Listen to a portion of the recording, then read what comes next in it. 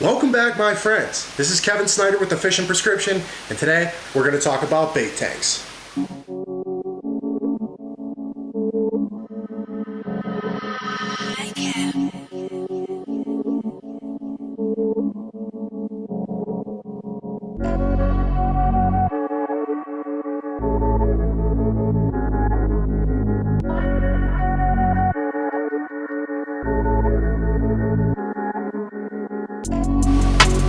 Here she is, pride and joy.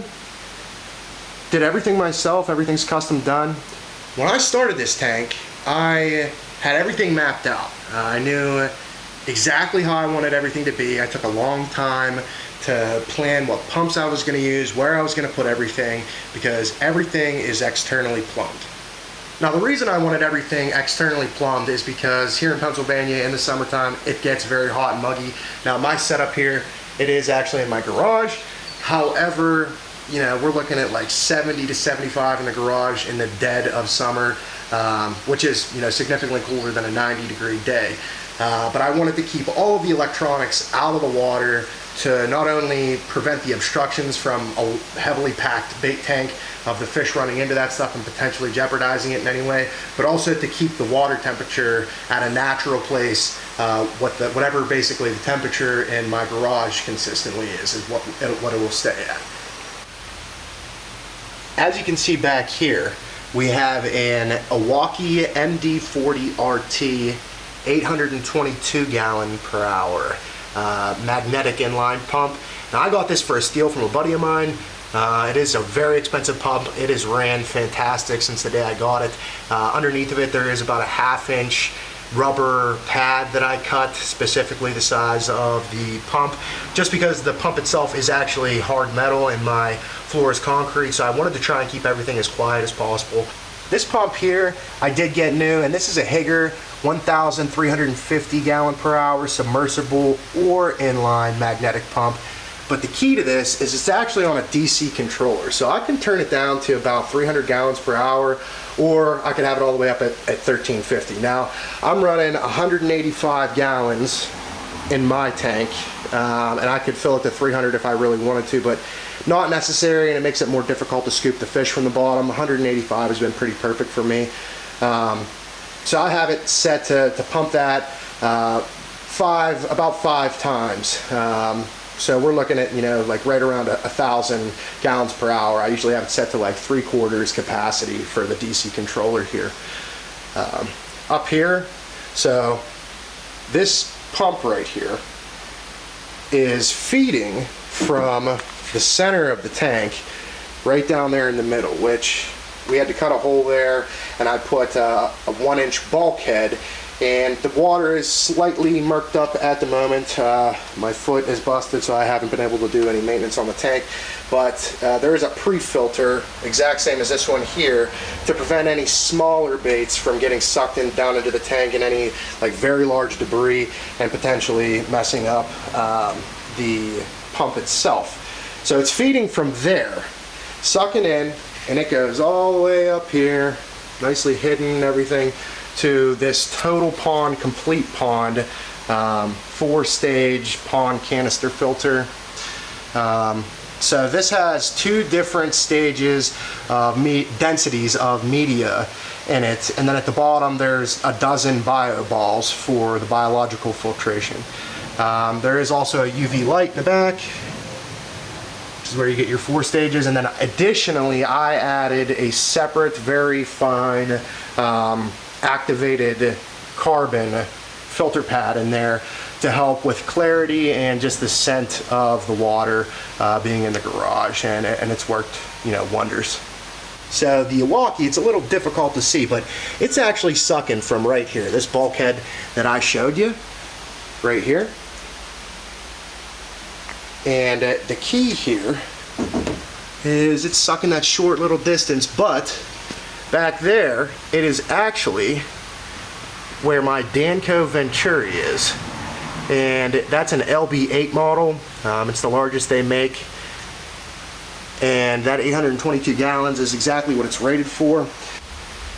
I strategically placed that right there, so it is spraying in, you know, the best form basically of aeration you can possibly get next to pure oxygen. You know, and pumping 822 gallons an hour through that. But it's sucking from right here. So the current, it gets pushed around the tank and it is sucking in from over here.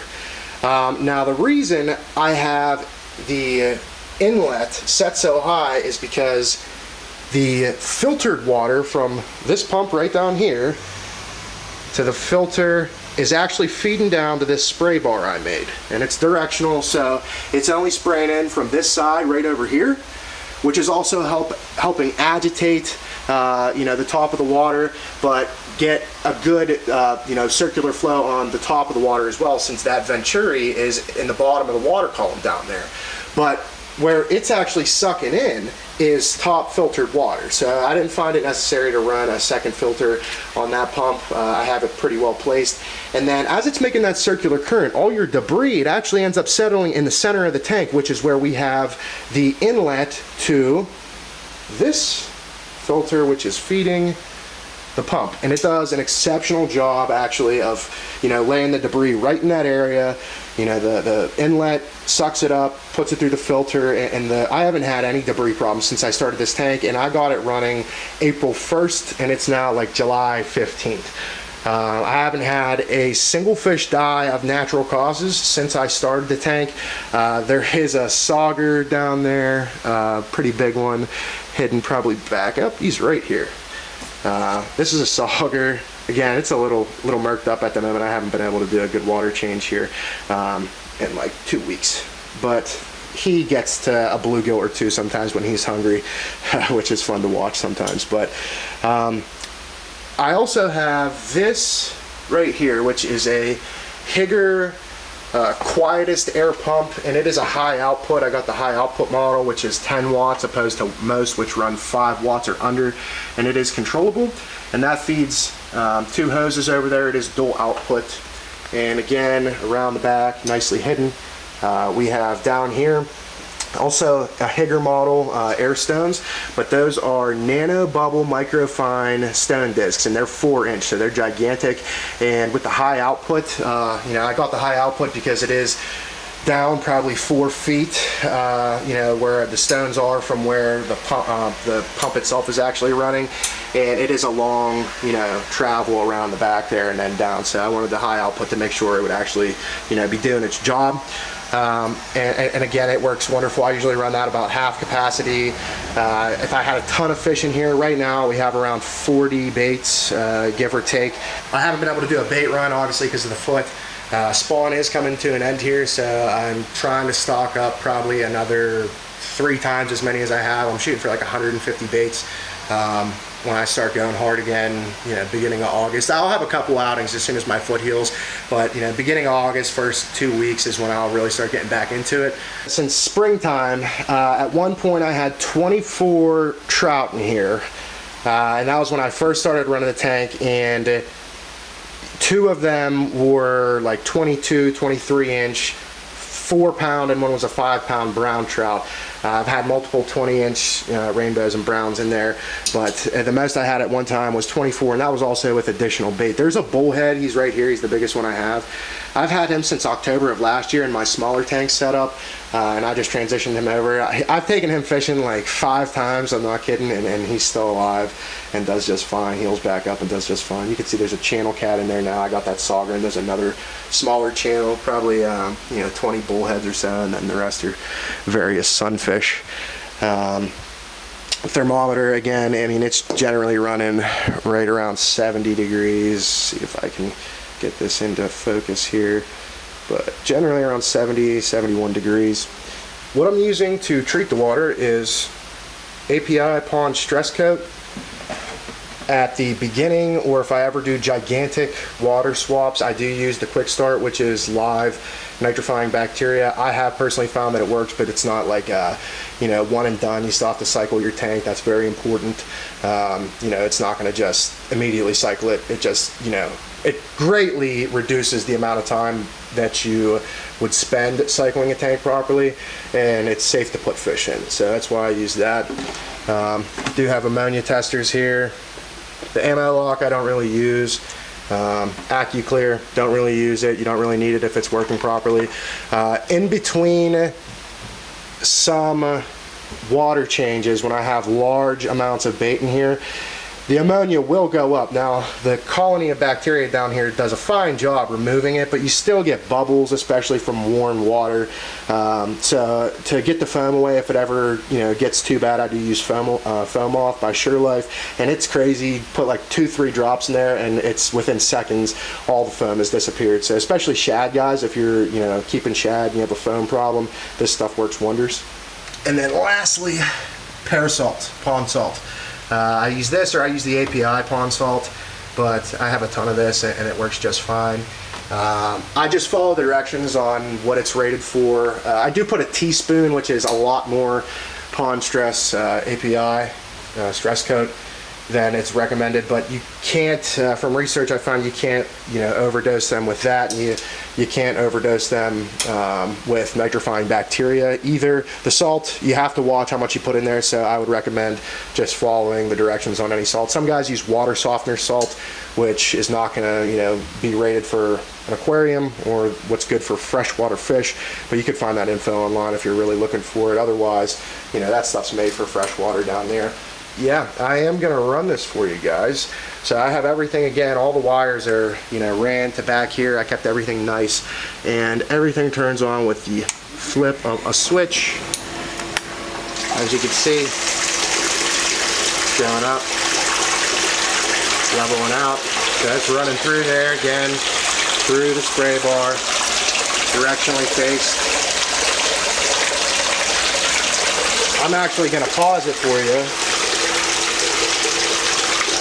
because there is a feed option, so you can see my current, and it's just getting started, right? But you can see my current is being driven by that Dannco Venturi down there, and don't know how well you can see the stream of bubbles coming out of there, but for instance, if we turn this all the way down, turn the air stones off, just let them ride out. I actually turned it the wrong way, but let them ride out.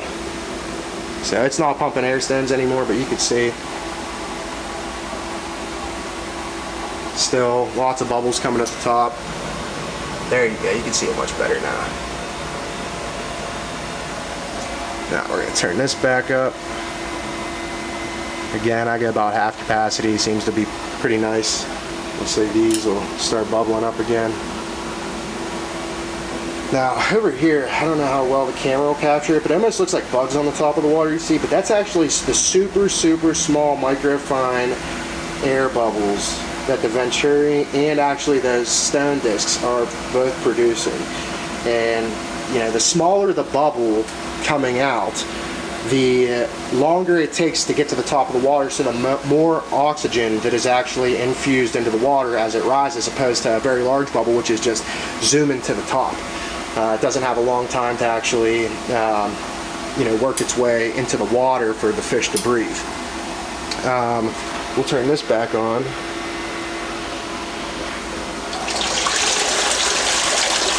Now, the only thing I'll probably alter here in the future is the foam that I have here. Some of the water, as you can see, it drips down, so that's just to make sure all the water stays in there. I'm going to actually build a new spray bar with less holes, so the pressure is a little higher. I just have to watch that I don't put too much pressure on the fittings, because these did need sealed when I got the pump a little better than they were, which is fine. It's no big deal. It wasn't that difficult. But I'm going to add less holes, so that's spraying out a little harder. That was the only thing I was really not satisfied with. And then that foam there, I'm probably just going to put that the whole way around, where it'll come actually up to the top here and prevent any chubs from ever getting out, because I do really like to use chubs. Other than that, there's really nothing I'd change. Again, it's from the bottom down there in the center where that's the feed to the filter itself. That's a 1-inch inlet to that pump, and it's a 3/4 inch outlet to the filter, and then it's a 3/4 inch outlet to the spray bar. The walkie pump down here it is built with 3/4 inch inlet and outlet, and you can't change that. So that's what we're running on that. And that's obviously the inlet and the outlet for the Venturi and for the inlet where we're sucking water in. But I've had happy fish since I started this, and I am incredibly happy with the outcome. Usually I run white light over here, purple light over here, but sometimes I'll come down and just mess with them, and I can go, you know, basically whatever color I want with the lights. I really like the blue, but I also really like the purple, lighter purple too. And then it has a dimming feature, so I can turn them down if I want, or I can turn them up if I want. And I'll come down here, man, and I'll just watch my fish, and it's like watching fish in the wild, because what I didn't plan for when I did it was these lights are on the bottom of the lid. So all that light is actually preventing the fish from seeing anything that's above the lid. So I can come up and put my face right over it, and I'll have the bluegills, you know, posted right on the top of the water in stance, and the rest of the fish just in their natural habitat. And until I like lift the lid, they don't ever get started. And that is the Pampered Chub Aquatic Hotel and Spa. And that is indeed what I call it. I definitely understand not everybody has the time to make something like this or do bait keeping, and they also don't have the, you know, want to spend the money on a tank like this. I mean, my setup, I spent, you know, good money on a lot of the stuff that's here, and, you know, the wood itself to build the shelving and the lid, all that stuff. All together, I'm in about $1,500, which I know it's a lot of money, but, you know, this will last me a really long time. Last year I ran like a 50-gallon tote I got from Walmart with a hang over the side aquarium filter rated for like 70 gallons, and it worked. My water bill definitely went up. I did a lot of water changes, and I spent a lot of money on the filter media inserts that go into those filters. You know, and I still have fish die. I haven't had fish die with this. You know, I also spent the time to properly cycle the tank, and I'm doing proper care on the tank, which is a big part about it. And it's time consuming, it's a lot of work, but, you know, it's definitely worth it for somebody that's really serious about doing this and doesn't have the time every time they're gonna go flathead fishing to catch bait. So, you know, I have bait in here year long. Anytime I ever wanna go, I can, you know, supply myself and maybe a friend or two also at any given time, and still be able to, you know, I always keep a reserve package, you know, in the tank for rainy days. But, you know, my number one thing when I was doing, like, starting this channel and with this video is I just want to educate guys, because nobody told me about all the extra hobbies and stuff that went into flathead fishing when I got into it. But I had to look in a lot of different places to find the content I was looking for, and then be able to decipher between good and bad material, that, you know, information, to find stuff that was working. And you know, stuff's gonna be different everywhere, but stuff like this, it's pretty unanimous. You know, if you like the content, be sure to subscribe to this channel. I will be having a ton of action-packed content for you on not just like catching fish or educational stuff. I'm talking like, you know, the adventures I take, because I go to some pretty crazy places and catch some pretty crazy fish. So I just want to share that with the world and be able to help other guys do the same exact thing. Until then, you guys can go to my Instagram and my TikTok and see, you know, various catches I've caught of flatheads, you know, muskie, walleye, stripers, you know, steelhead, brown trout, wild brown trout, all of that stuff I'm into too, you know, as well. And, you know, my Instagram tag is at the Fish and Prescription, and my TikTok tag is the same thing, at the Fish and Prescription. You guys can find, you know, the rest of my content and catches and things like that on there until I have, you know, videos pumping out for you guys, which will be shortly. Until then, my friends, this is indeed Kevin Snyder with the one and only Fish and Prescription. Thanks for tuning in. Be safe out there in tight lines.